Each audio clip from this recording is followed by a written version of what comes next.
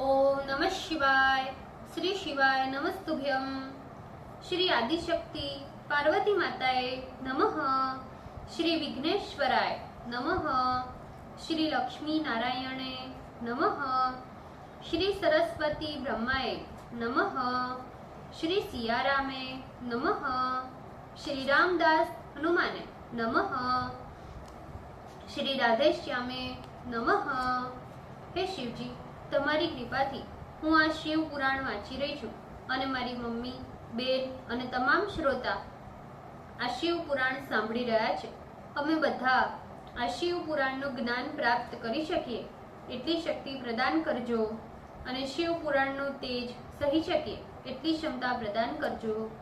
હે વિઘ્નેશ્વર ગણપતિ બાપા, તમે શિવ પુરાણના વંચનમાં આવતા તમામ વિઘ્ન હરજો।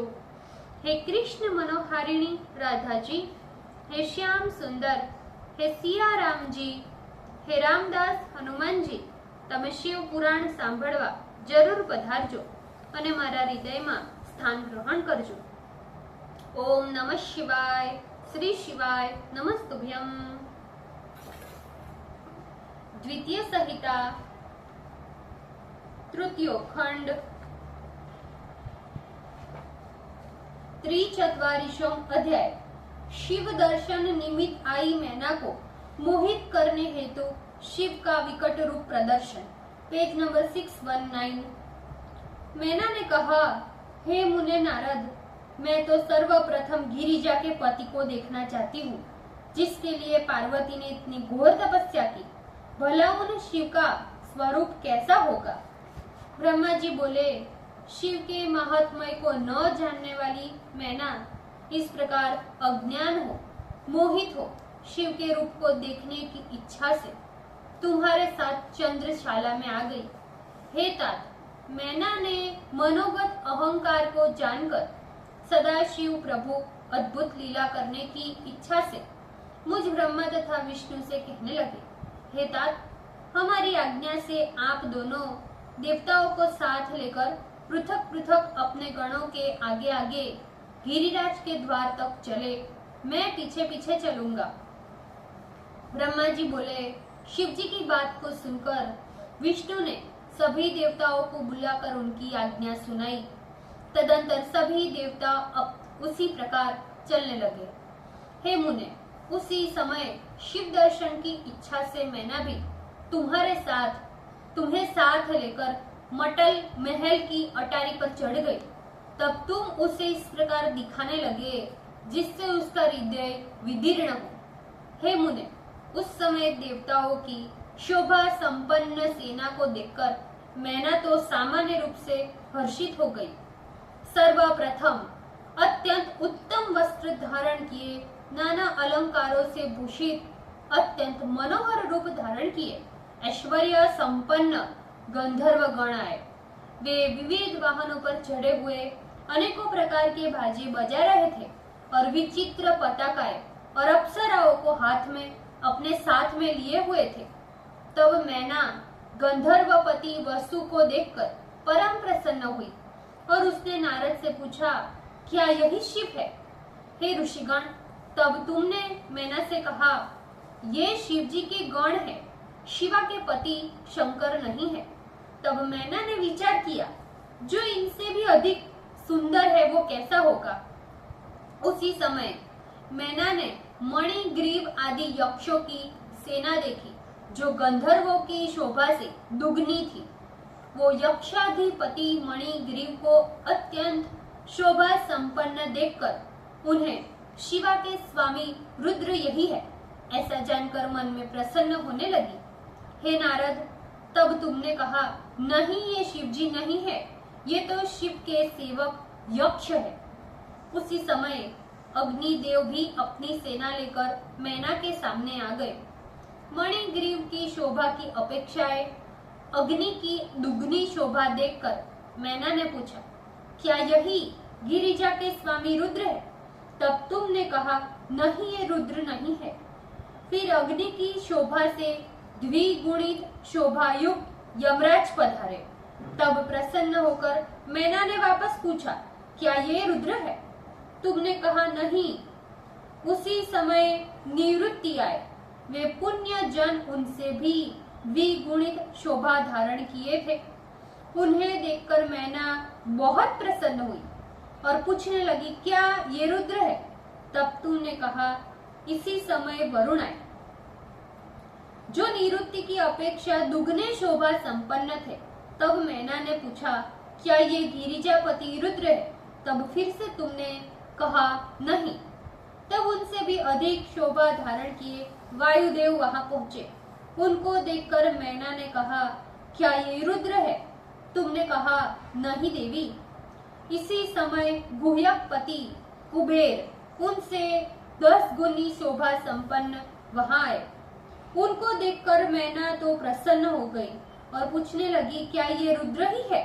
तब तुमने कहा, नहीं देवी। इतने में ही ईशान देव पहुंच गए। उनकी शोभा कुबेर से भी दुगनी थी। तब मैना ने कहा, क्या ये गिरिजापति रुद्र है? तब तुमने कहा, नहीं। तब उनसे भी दुगनी शोभा धारण किए सर्व अलंकार युक्त देवराज इंद्र पधारे। उनको देखकर मैना ने कहा, क्या ये शंकर है? तब तुमने कहा, नहीं देवी, ये तो देवराज इंद्र है। तब इंद्र से भी दुगुनी शोभा धारण किए चंद्रमा आए। उन्हें देखकर मैना ने कहा, यही रुद्र है? तुमने कहा, नहीं देवी। तब चंद्रमा की अपेक्षा दुगनी शोभा धारण किए सूर्य देव आए। उनको देखकर मैना ने कहा, यही रुद्र है? तुमने कहा, नहीं। इतने में भृगु आदि मुनीश्वर अपने शिष्यों सहित अनंत तेजो राशि धारण किए वहां पहुंच गए। उनके मध्य भाग में अवस्थित वागीश बृहस्पति को देखकर मैना ने कहा, ये गिरिजा स्वामी रुद्र है? तुमने कहा, नहीं। तदंतर तेजो राशि साक्षात पूंजीभूत धर्म के समान ऋषियों तथा पुत्रों के सहित मैं ब्रह्मदेव वहां आकर उपस्थित हुआ। हे मुने, मुझे देखकर मैना बहुत प्रसन्न हुई और कहने लगी, क्या यही शिव है? तब तुमने कहा, नहीं। इसी समय मेघ के समान श्याम वर्ण वाले 4 भुजाओं से सुशोभित युक्त सर्व शोभा संपन्न श्री विष्णु पधारे। वे करोड़ों कामदेव के समान कमनीय पीतांबर धारण कर अपने तेज से प्रकाशित हो रहे थे। कमल नेत्र वे विष्णु गरुड़ पर सवार हुए अत्यंत शांत चित्त थे। वे शंख आदि से युक्त मुकुट से विराजमान अप्रमेय पराक्रम वाले लक्ष्मीपति भगवान अपने वक्षः स्थल में श्री वत्स का चिन्ह धारण किए थे। उन विष्णु को देखकर आश्चर्यचकित हो महान हर्ष से भरकर मैना बोली, निसंदेह यही गिरिजापति शिव है। तब परम कौतुकी तुमने कहा, देवी, ये भी शिव नहीं है, किंतु ये केशव विष्णु है। ये शंकर के परम प्रिय तथा उनके समस्त कार्यों के अधिकारी है। पार्वतीपति शिव तो इनकी अपेक्षा में अत्यंत अधिक शोभा संपन्न है। हे मैंने उनकी शोभा का वर्णन करने में तो मेरे सामर्थ्य के बाहर है। वही समस्त ब्रह्मांडों के अधिपति सर्वेश्वर तथा स्वराट है। ब्रह्मा जी बोले, नारद के वचन सुनकर तो मैना ने अपनी कन्या पार्वती को महाधना, महाभाग्यवती तथा तीनों कुल की कल्याणकारिणी समझा। तदंतर प्रीतियुक्त चित्त से प्रसन्न हो अपने भाग्य की बढ़ाई करती हुई बोली, पार्वती के तो जन्म से आज मैं धन्य हो गई हूँ। गिरीश्वर भी धन्य हो गए।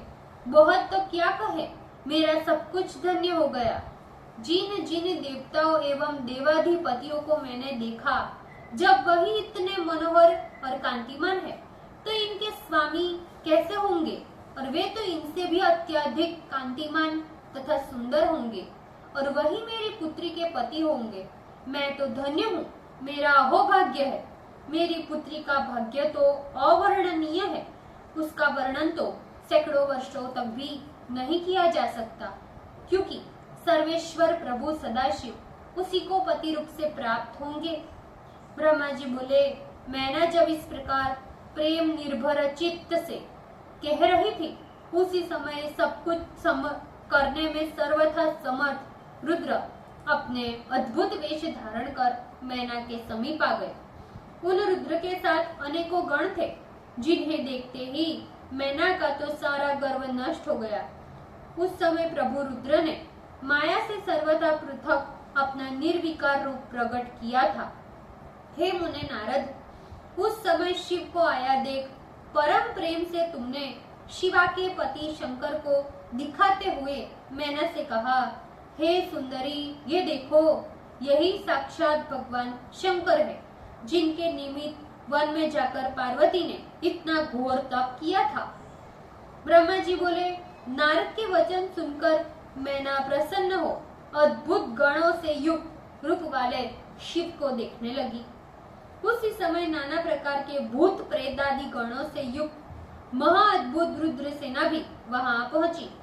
कोई धूल संयुक्त आंधी के वेग के समान चल रहे थे, तो कोई पताका के समान ऊंचे डील डोल वाले मरमर शब्द करते हुए चल रहे थे। कोई वक्र तुंड तो कोई विकृत रूप धारण किए थे।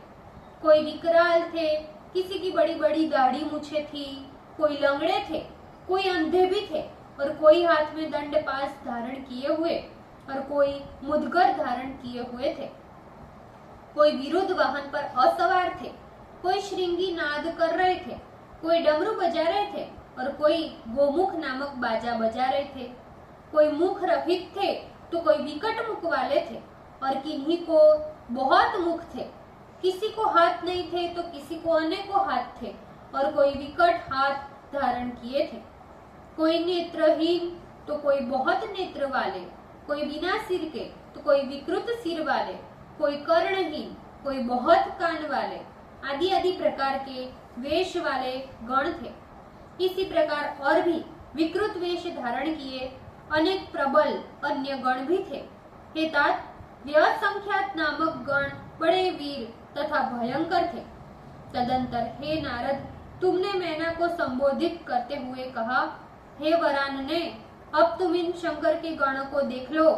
ऐसा कहकर उंगली के द्वारा तुम उन रुद्र गणों को दिखाने लगे। हे मुने, उसी समय वो असंख्यात नामक रुद्र गणों को तथा भूत प्रेत पिशाच आदि को देखते हुए ही मैना तो तत्क्षण भयभीत हो गई। तदंतर उसने निर्गुण सदाशिव शंकर को सगुण रूप से देखा। वे वृषभ पर सवार 5 मुख 3 नेत्र वाले शिव विभूति से विभूषित थे। जटाजूट से विराजमान, मस्तक में चंद्रकला से शोभित, 10 भुजाओं से युक्त कपाल धारण किए थे। उनके हाथ में पिनाक नामक धनुष था तथा व्याघ्र चर्म का उत्तरीय धारण किया था। शूल से युक्त विरूपाक्ष गज चर्म का परिधान धारण किए अत्यंत विकृत और भयंकर रूप धारण कर उन शिव को देखते ही पार्वती की माता तो अत्यंत भयभीत हो गई। तदंतर आश्चर्य में पड़ गई। भय से थरथर कांपती हुई, अत्यंत व्याकुल तथा चक्कर खाती हुई मैना को अपने उंगली के संकेत से शिव की ओर दिखाते हुए तुमने कहा, यही तुम्हारे जमाता है। ऐसा वचन सुनते ही सती मैना दुखी हो, व्याकुल हो, वायु के झकोरे से गिरी हुई लता के समान व्याकुल होकर पृथ्वी पर गिर गई। शिव के विकृत रूप को देखकर मैं दुराग्रह में फंसकर बेमौत ठगी गई। मैना ने ऐसा सोचकर क्षण मात्र में मूर्छित हो गई। तदंतर सखियों के द्वारा नाना प्रकार के उपचार करने पर मैना को होश आया।